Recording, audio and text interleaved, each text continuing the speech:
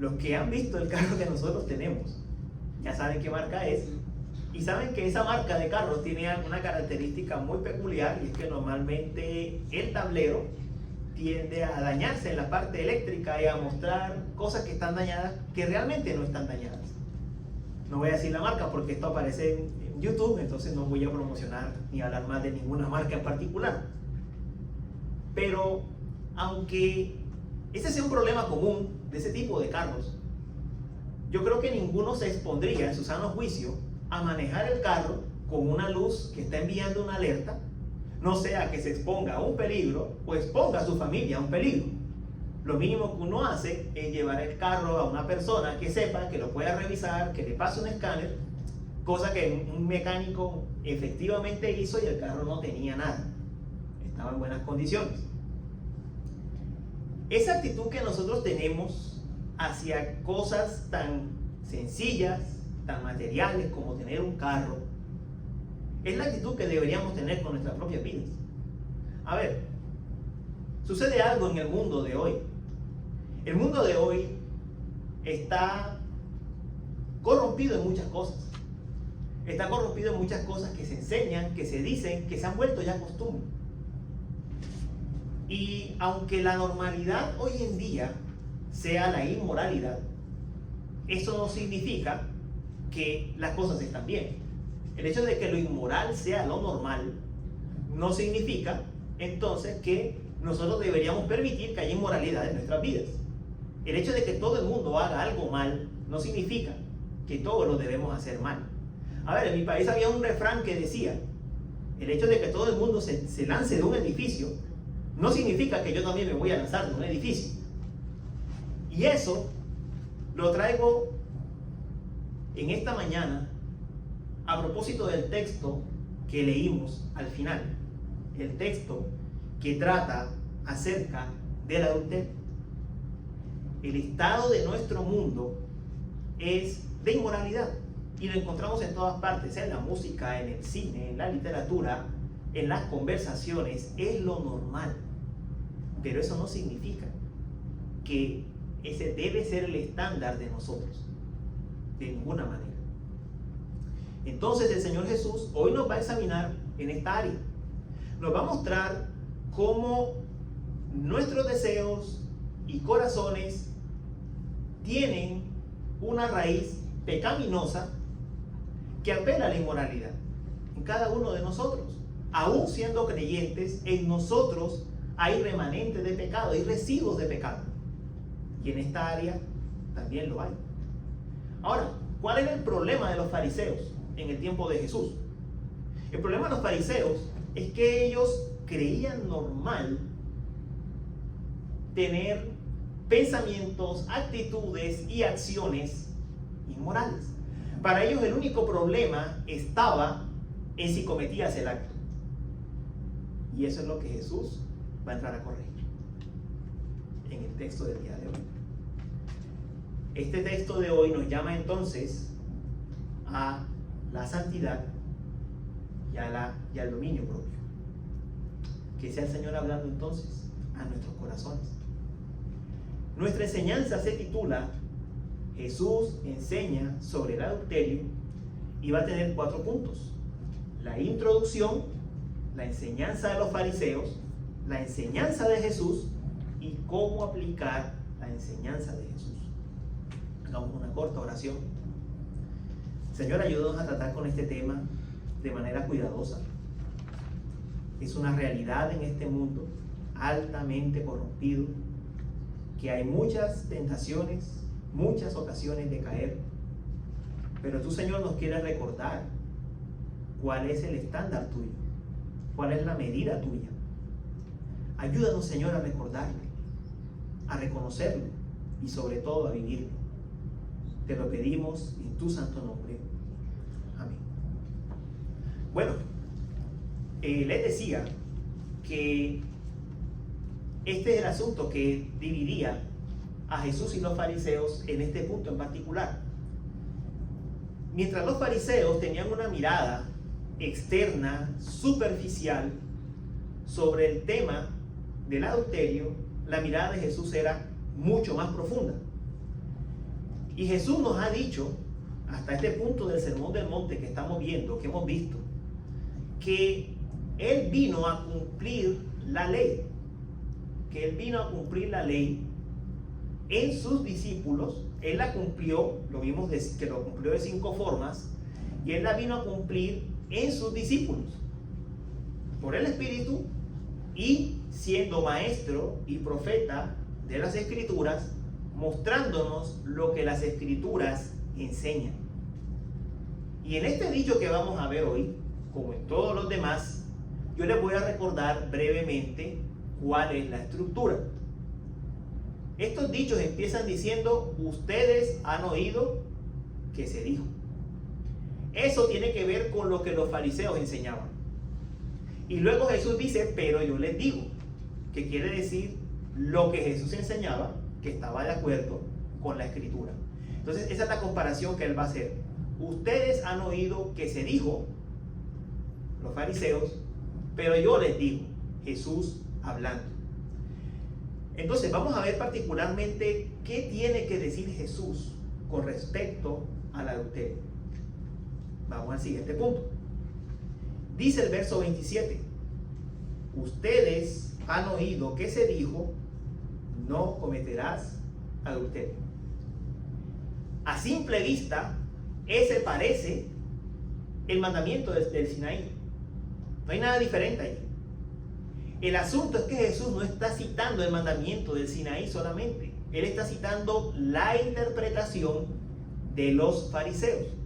Y para los fariseos, decir no cometerás adulterio era decir no cometerás el acto físico del adulterio. Esa era la interpretación de los fariseos. No cometerás el acto físico del adulterio. Y hay un pasaje que ilustra muy bien cómo pensaban los fariseos y cómo pensaba Jesús. Y es el pasaje de Juan 8, versos 1 al 11, el que se llama el pasaje conocido como el de la mujer adúltera. En ese pasaje encontramos que encuentran a una mujer en el acto de adulterio y la llevan a Jesús para definir qué van a hacer con ella. La ley decía que tenía que ser apedreada. Ahora, hay algo muy curioso en ese pasaje, y es que si ella estaba en el acto físico del adulterio, tuvo que estar con un hombre. Pero del hombre no se dice nada. Ahí vemos cómo son los fariseos, cómo eran los fariseos. Encuentran a esta mujer y le dicen a Jesús: ¿qué hacemos? ¿La apedreamos? ¿No la apedreamos? Y Jesús entonces va más profundo. A ver, Jesús no niega que la mujer cometió el acto físico, pero él va a cuestionar la conciencia de las personas que estaban allí para saber quién de ellos estaba libre de ese pecado para condenar a esa mujer. Y les dice: bueno, quien esté libre de pecado, que lance la primera piedra. Todo el mundo se fue. Nadie estaba limpio de ese pecado. Cuando él cuestiona la conciencia de todos los que estaban allí, rápidamente ellos tuvieron que notar que si lo que ellos pensaban, si lo que ellos habían deseado en algunos momentos tuviese que salir a la luz, probablemente ellos también tendrían que ser apedreados. Es el punto de Jesús. Esa era la forma en la que los fariseos actuaban. Ellos cuestionaban duramente la parte física, el acto físico, pero los deseos no lo trataban. Recuerden también la parábola del fariseo y el recaudador de impuestos, el fariseo y el publicano.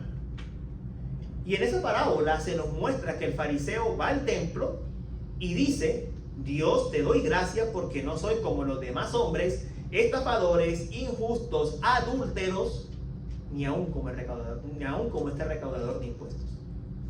En la conciencia del fariseo, él estaba casi seguro que en él no había en absoluto ni adulterio, ni estafa, ni injusticia. Estaba casi seguro de eso. Es más, ese hombre ni siquiera va al templo a pedir perdón. Ese hombre va a alabarse a sí mismo. Te doy gracias porque yo no soy como estos hombres. Eso es lo que los fariseos creían, y eso es lo que le enseñaban al pueblo. Entonces Jesús tiene que entrar a corregir. Tiene que mostrarnos cuál es la justicia de Dios. Es decir, tiene que mostrarnos ¿Qué era lo que enseñaban las escrituras sobre este tema? Nosotros podríamos haber llegado esta mañana aquí pensando, yo no soy culpable de ese pecado,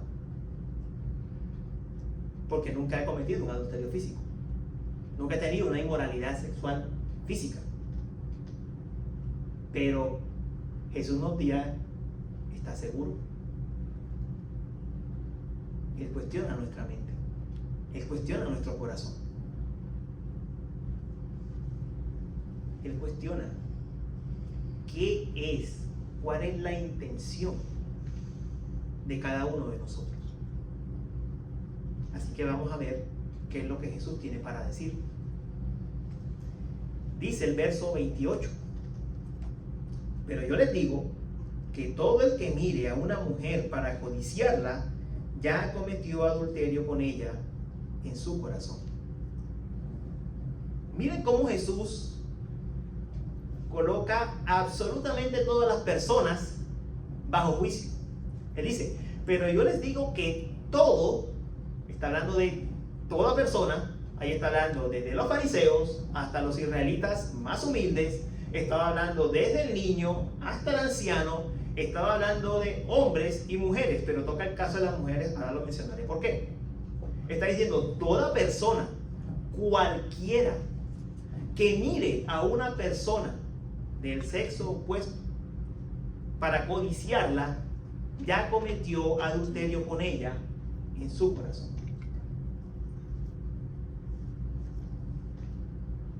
Ahora, quiero decir cosas que Jesús no está diciendo. Jesús no está diciendo que es igual pensar y detenerse a hacer. Es decir, Jesús no está diciendo que el que pensó y el que lo cometió son igualmente culpables. Él está diciendo que todos son culpables, pero no que todos son igualmente culpables. Desde luego, pensar y refrenarse es una muestra de dominio propio. Pensar y hacerlo es una muestra de falta de dominio propio. Así que claramente eso lo tenemos que distinguir. Él dice que todos son culpables, pero no todos de la misma manera. Eso hay que tener cuidado. Generalmente se enseña como colocándolos todos igual, pero realmente no es así. Pero todos están bajo culpa. Ese es el punto de Jesús. Todos están bajo culpa. Otra cosa que Jesús no está diciendo es que haya una mirada accidental en una situación. Estás mirando un sitio, estás en un lugar donde está un televisor colocado y pasa una imagen que inevitablemente tienes que ver. Bueno, Jesús no está hablando de eso, porque si fuera así, teníamos que vivir con los ojos tapados mucho tiempo. Jesús no está hablando de eso. Jesús tampoco está hablando de la admiración que una persona del sexo opuesto puede provocar en uno. A ver, voy a recordarles un poco su vida romántica. Cuando ustedes se enamoraron, muy seguramente la otra persona provocó en ustedes admiración de algún tipo. La admiraban porque era inteligente, por su belleza y demás. No había lascivia, no había maldad en eso. Él no está hablando tampoco de admiración. Él está hablando, y lo dice el texto claro, el que mire para codiciar. Él está hablando de una intención. Él está hablando de lascivia. Está hablando de lujuria. Eso es lo que está diciendo el Señor. Y si tú miras para codiciar a esa persona, como dice de mi país en un refrán, básicamente con los ojos la vio y la desvistió. Así. Ese tipo de mirada es de la que Jesús está hablando. En las calles de mi país decían algo, de Cartagena, de mi ciudad particularmente, decían algo que el problema no es la primera mirada accidental, el problema es la segunda. De eso está hablando Jesús. De eso. Mis hermanos, Jesús no está enseñando nada nuevo, realmente. Jesús está enseñando lo que la Escritura ya ha enseñado. Lo único es que Él lo está colocando en una presentación única y especial. Pero Jesús está enseñando lo que la Biblia ya ha enseñado. Recuerden la primera lectura que hicimos. con David y Betsabé. Y veíamos cómo el relato nos mostraba el pecado, cómo iba creciendo. Y todo comenzó con una simple mirada en un balcón. El Antiguo Testamento nos muestra ese ejemplo. Igualmente, el 10º mandamiento dice: no codiciarás la casa de tu prójimo, no codiciarás la mujer de tu prójimo. La ley lo decía. La ley hablaba claramente de la intención. No codiciarás. Apunta a la intención. Además, en el Antiguo Testamento había otro tipo de leyes, por ejemplo, como cuando los hombres iban a la guerra, los hombres tenían que abstenerse de estar con sus mujeres para poder ir a la guerra. Ahora, ¿eso qué requiere? Dominio propio. Eso requiere autocontrol. Que los hombres se abstuvieran para poder ir y librar las batallas del Señor. Y en Levítico había otra ley que mandaba purificarse a los hombres que habían tenido emisiones en la noche, emisiones nocturnas.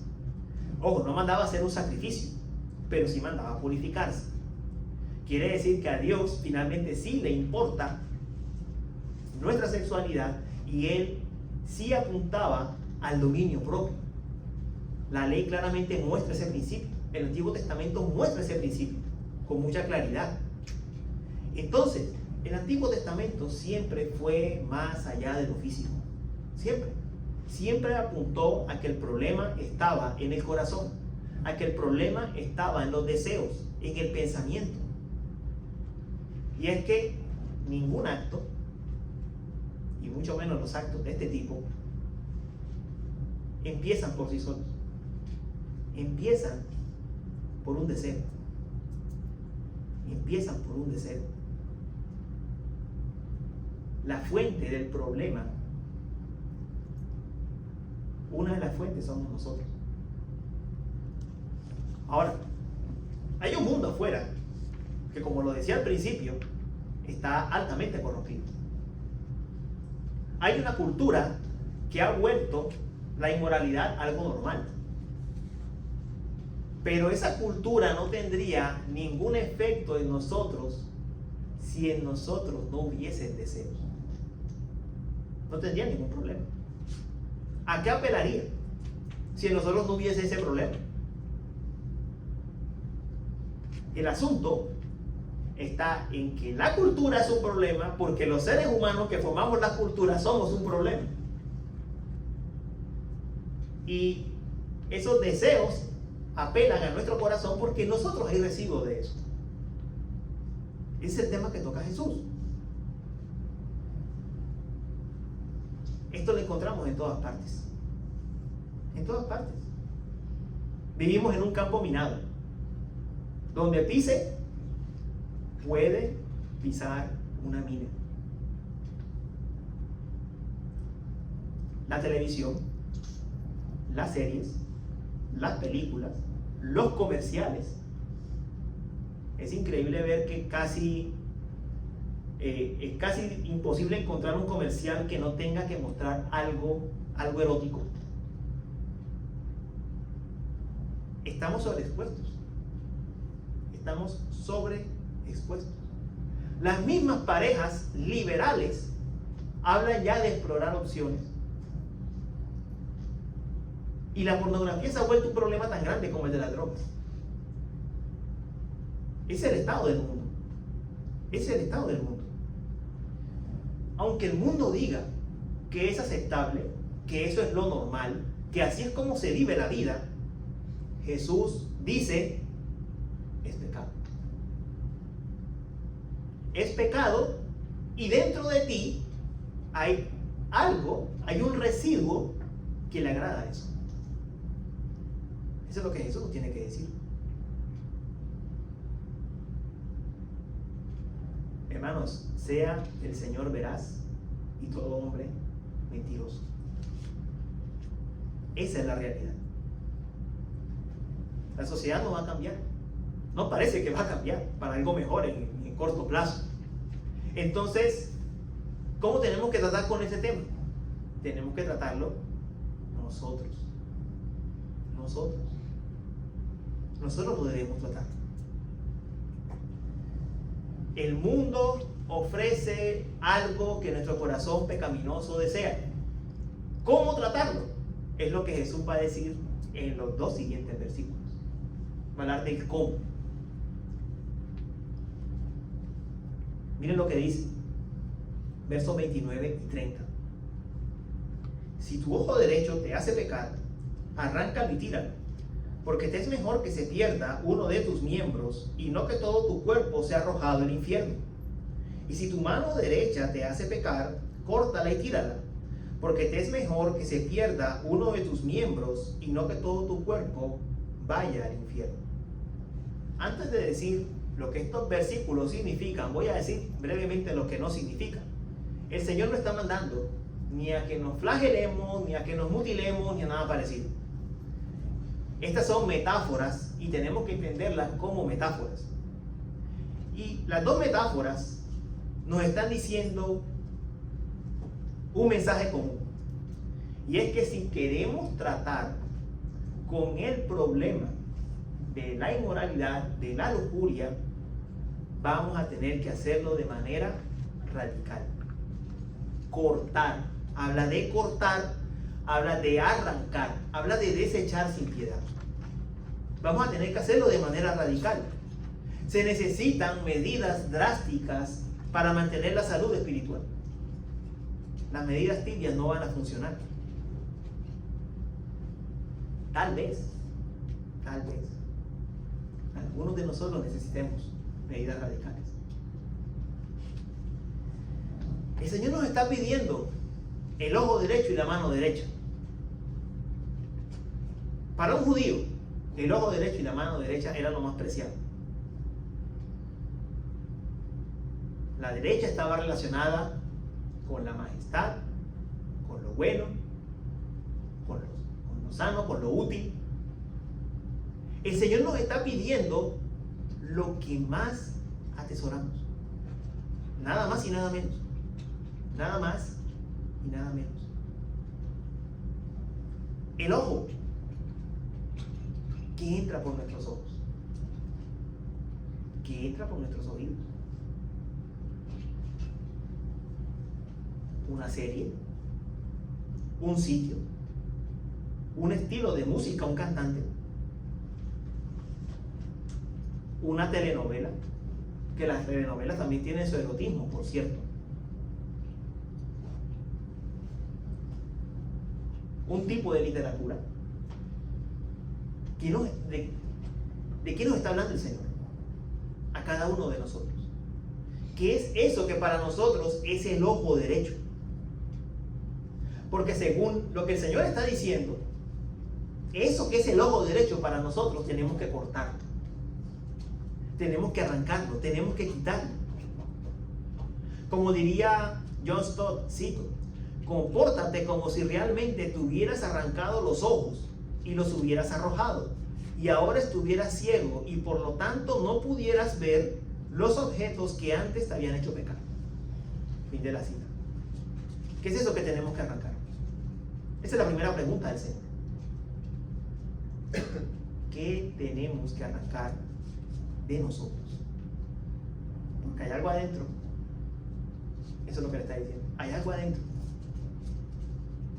Que eso que tenemos que arrancar lo va a encontrar y va a formar fuego y brasas dentro de nosotros. El pecado va a arder.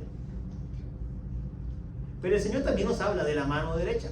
Las cosas que hacemos, las cosas que tocamos, un trabajo, una actividad, aún una persona con la que tratamos e incluso una relación sentimental.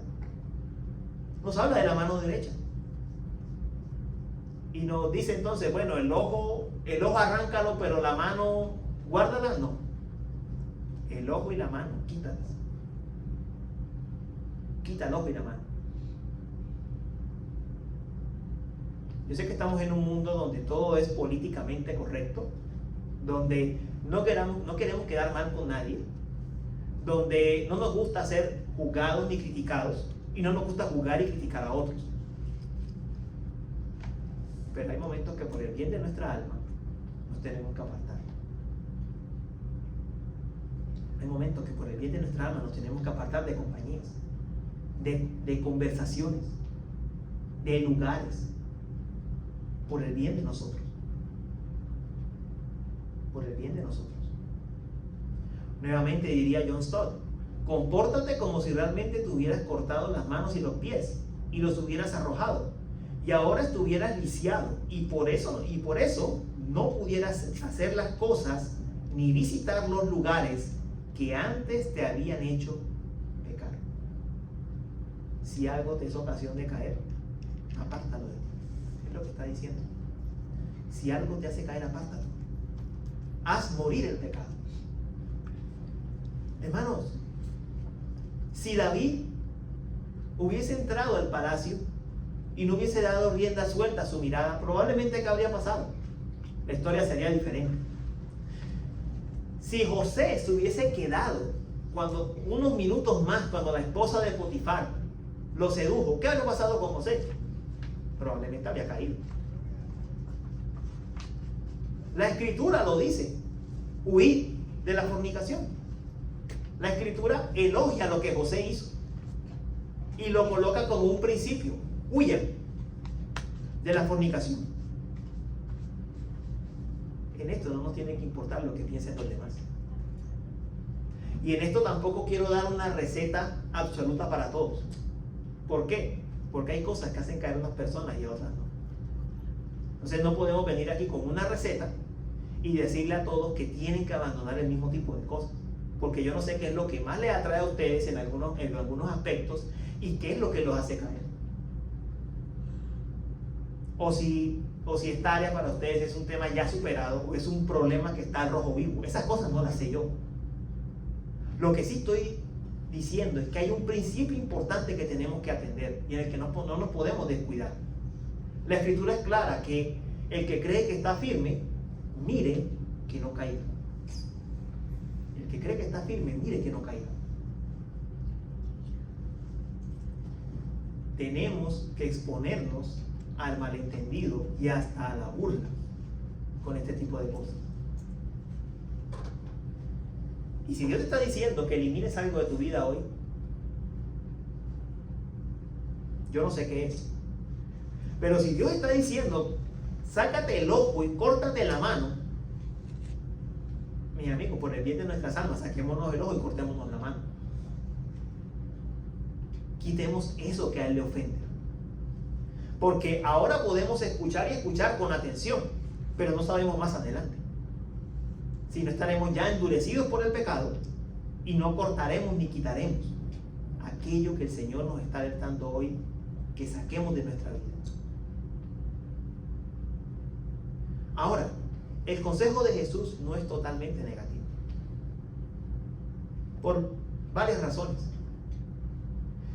La primera es que el resultado final va a ser positivo. Cuando uno trata con aquellas cosas que son un problema para uno, que lo hacen caer, y esas cosas pierden fuerza en uno se siente más libre después. Uno experimenta libertad.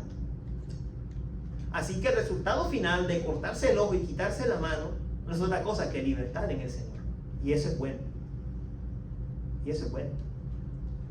Lo segundo es que las escrituras no solo nos hablan de dar muerte, también nos hablan de seguir la justicia. Son las dos cosas. Y dice en 2 Timoteo 2:22, huyan de las pasiones juveniles y sigan la justicia.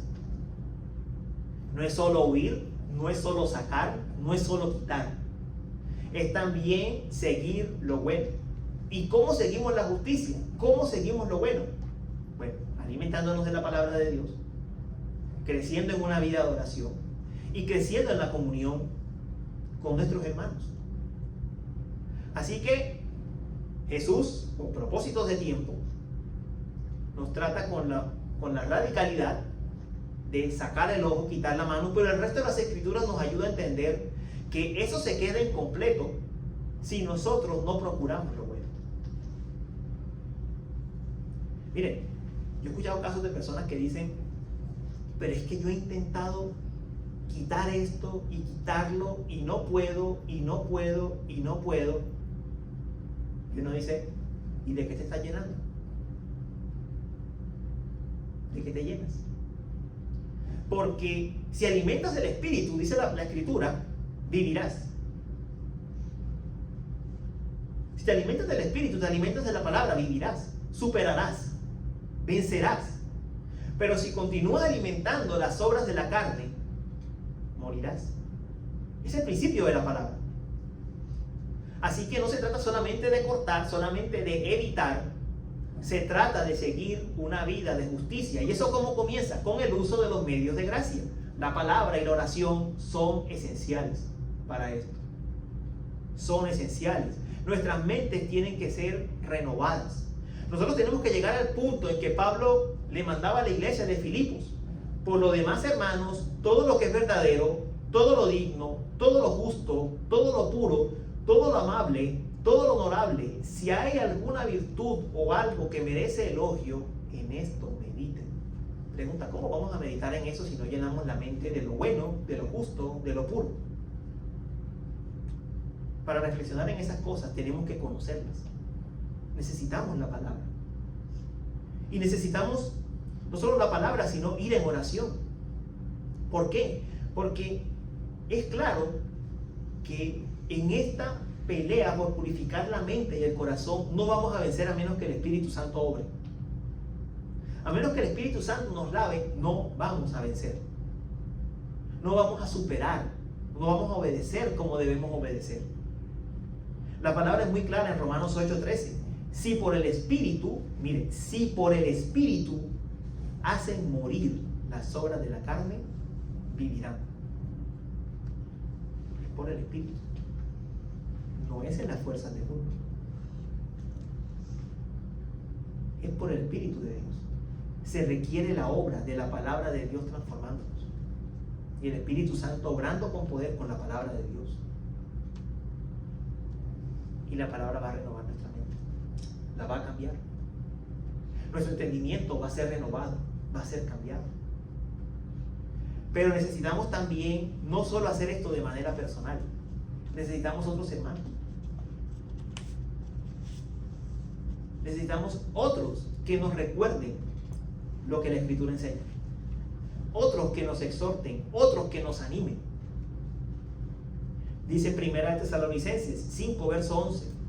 Por tanto, confórtense los unos a los otros y edifíquense el uno al otro, tal como lo están haciendo. Confortarse y edificarse. Tenemos que llamarnos unos a otros a las buenas obras. Tenemos que llamarnos unos a otros a continuar, a animarnos. Porque, lo voy a decir de esta manera, si usted lucha con estas cosas o con cualquier otro pecado y cae, usted sabe que tiene un acusador. Y que ese acusador lo primero que le va a decir es que no va a poder. Y es que no va a vencer. Que no vale la pena luchar. Y entonces necesitará otros hermanos que le digan, siga adelante. Necesitamos el ministerio de la iglesia, de otros hermanos en la fe, animándonos a continuar en esta lucha, en esta batalla. Y lo último, si hay algo que nos enseña este importante mandato, es a ser misericordiosos. Miren, generalmente, como estos pecados involucran lo físico, son los que tendemos a castigar con más dureza y a verlos con más dureza. Y Pablo lo dice de cierta manera, que el que peca contra su propio cuerpo peca. Pablo ilustra la gravedad. Pero esto nos muestra, como en el ejemplo de la mujer adúltera, que nadie está libre de pecado. Y que nuestra función, más que ser jueces dispuestos a lanzar la primera piedra, debe ser edificar. Mostrar que se puede superar. Mostrar que la mente puede ser limpia. Que podemos ser purificados por el Señor. Necesitamos misericordia. Mostrar misericordia. Hermano, me despido con un último consejo. El mundo está en guerra. El infierno arde. La inmoralidad se toma a la sociedad. Y tal vez no van necesariamente por los más grandecitos, pero sí van por los más jóvenes.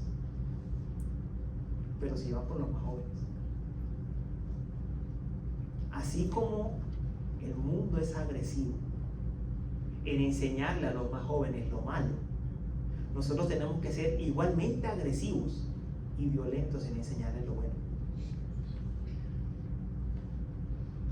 Porque esta es la guerra por las almas.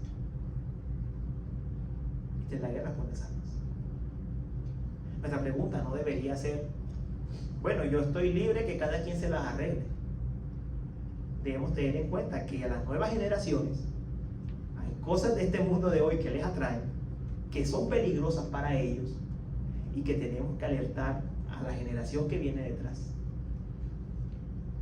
Que el Señor sea bendiciendo a los hermanos y ayudándonos a entender que si Jesús puso el dedo en la llaga casi justo después de no matarás con este tema, es porque es importante.